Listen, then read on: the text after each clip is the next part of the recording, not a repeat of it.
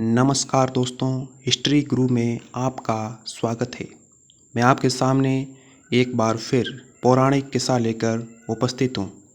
आज हम बात करेंगे अयोध्या के महाराजा जिनका नाम त्रिशंकु था। आखिर उनका नाम त्रिशंकु क्यों रखा गया? आइए दोस्तों शुरू करते हैं। प्राचीन काल के समय अयोध्या पर तर्यारुण नामक महाराज का शासन था।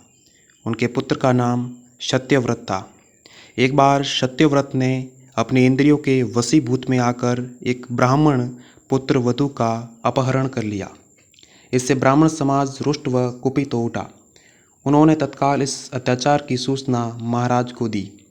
महाराज तर्यारुण ने अपने नियमानुसार अपने पुत्र सत्यव्रत को अत्यंत खिन्न व प्रसन्न होकर अपने राज्य से निष्कासित कर दिया और उसे चांडालों के बीच जीवन यापन करने का कठोर दंड दिया।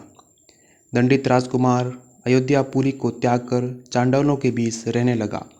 इसी बीच देश में भीषण व उग्र रूप से अकाल पड़ा। ऐसे समय में विश्वामित्र अपनी पत्नी व बच्चों को छोड़कर कहीं अन्यत्र चले गए। जब विश्वामित्र की पत्नी अपने बच्चों का पालन पोषण न कर सकी, तब अपने एक पुत्र के गले में रस्सी बांधकर उसे बेचने के लिए आश्रम से बाहर निकल पड़ी। संयोग से मार्ग में ऋषि पत्नी की भेंट सत्यव्रत से हुई। सत्यव्रत के पूछने पर ऋषि पत्नी ने अपना सारा इतिहास सत्यव्रत से कह सुनाया। ऋषि पत्नी की व्यथा व्यवस्था को देखकर राजकुमार सत्यव्रत का हृदय करुणा से भर उठा। उसने तत्काल ऋषि पत्नी व उनके पुत्रों के पालन की प्रतिज्ञा लेकर उन्हें वापस आश्रम में भेज दिया। अपनी प्रतिज्ञा का पालन करने के लिए सत्यव्रत प्रतिदिन वन्य पशुओं को मारकर विश्वामित्र की पत्नी उनके पुत्रों के लिए आहार का प्रबंध करने लगा। एक दिन न जाने भूल से अथवा जानबूझकर सत्यव्रत ने वन में सरती मुनि वशिष्ठ की, जो अयोध्या के राजवंश के पुरोहित महाराज तर्यारुण के गुरु थे, गायों को मार डाला और उनका मांस विश्वामित्र के भूखे परिवार को दे आया। उन लोगों ने उस मांस को किसी वन्य पशु का मांस समझकर खा लिया। जब मुनि वशिष्ठ को इस कृत्य का समाचार मिला तो वे राजकुमार सत्यव्रत पर अत्यंत रुष्ट हो गए और उसके 3 पापों के कारण, अर्थात ब्राह्मण की वधू का अपहरण करने, चांडालों के बीच निवास करने, कुल गुरु तथा पुरोहित की गायों का वध करने के कारण उसका नाम त्रिशंकु अर्थात 3 विशिष्ट दोष के लिए रखा गया।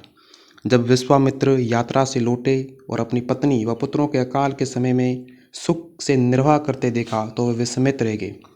जब उन्हें अपनी धर्मपत्नी से राजकुमार सत्यव्रत के उदार आचरण का पता चला तो उन्होंने सत्यव्रत पर प्रसन्न होते हुए अनेकों आशीर्वाद प्रदान किए। राजा तर्यारुण के सत्यव्रत के अतिरिक्त कोई दूसरा पुत्र नहीं था।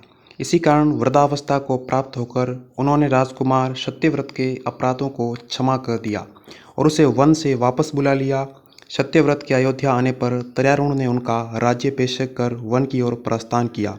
राजा बनकर भी सत्यव्रत त्रिशंकु के नाम से ही प्रसिद्ध हुए और सदैव विश्वामित्र इनके परम हितैषी बने रहे। और आपको हम बता दें कि राजा हरिश्चंद्र राजा सत्यव्रत यानी त्रिशंकु महाराज के ही पुत्र थे।